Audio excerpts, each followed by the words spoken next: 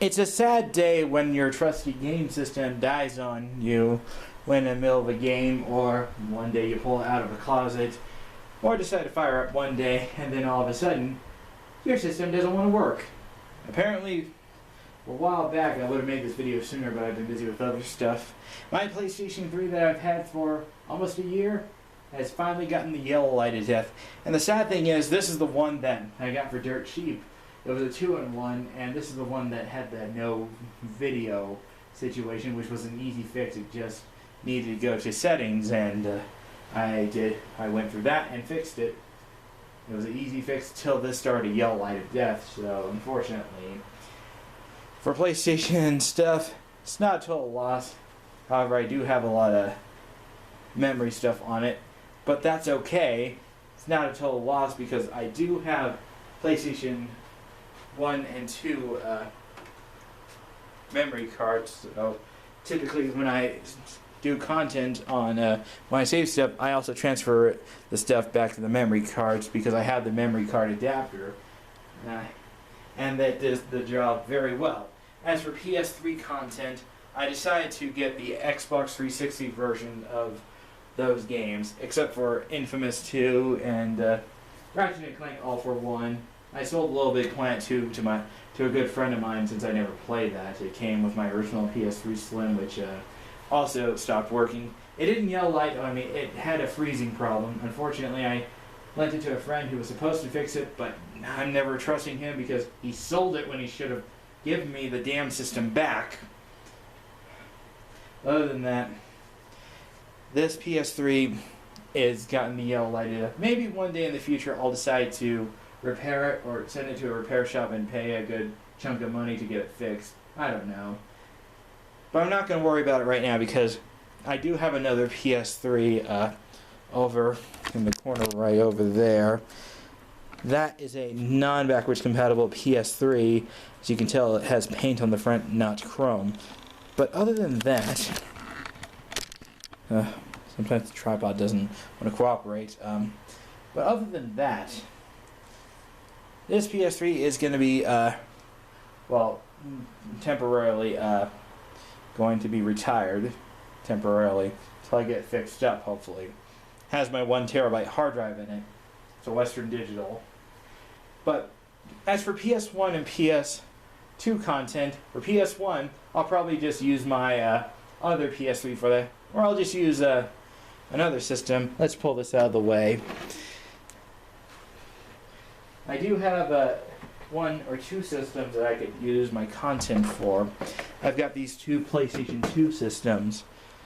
One is, I need to mention, that is not the same fat model PS2 that I've shown in that comparison video. The one that I showed in that comparison video was a 30,001R.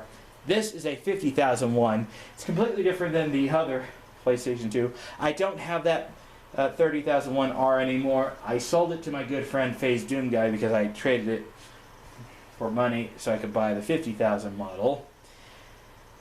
And I like the 50,000 model more because, number one, it has an infrared receiver between the power and eject button. That's something really cool. And in other countries, they also release the 50,000 model in other colors like silver, white. Unfortunately, the idiots at Sony of America decide, yeah, let's just leave it black and only black. Someone at Sony should have been fired for that. But let's not go there.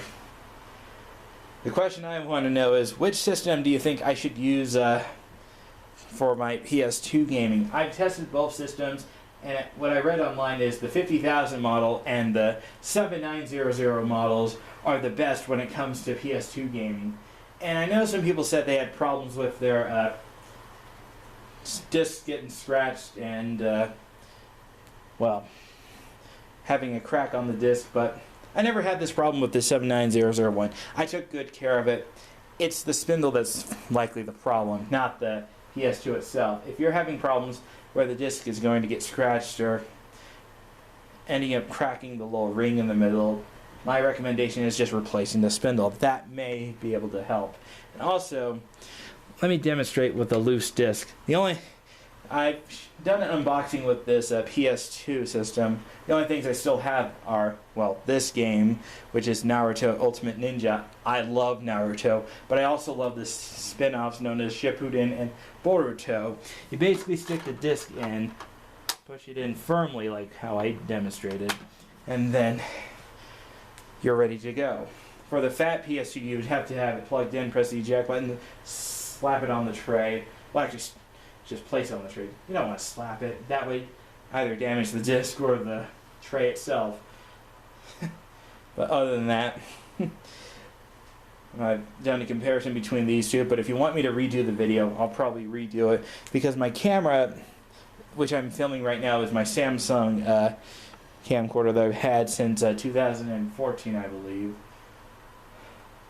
Other than that, I should mention, what should I keep the 50,000 model or use my 7900 model to play PS2 content? Because I know I have a flat screen TV, but I have a VGA adapter that I could hook up to my TV, but I'm going to get a VGA to HDMI adapter so I can have the nice picture through VGA on a HD TV. But other than that, yeah. So tell me what you think in the comments. Should I keep my 50,000 model to play PS2 content, or should I sell that and just use my 7900 model to do PS2 content? This is RikaRocks2001 signing off. Also, of the 3 controllers that was shown in that unboxing video, the black one broke, or I sold that one. I still have the matching white one, because otherwise what would be the point? I love white controllers, they're really nice. And as for that wireless Mad Catz one, I traded it with a family member when I sold them a bunch of broken PS2 stuff, and they're using it. I didn't like the wireless controller. I mean, it was a nice controller, but it took AAA's. That's my major gripe. But other than that, if I want a wireless PS2 controller, I'm going to get one from Hori or Logitech, because they're more reliable companies. Until then, this is RikaRocks2001 signing off.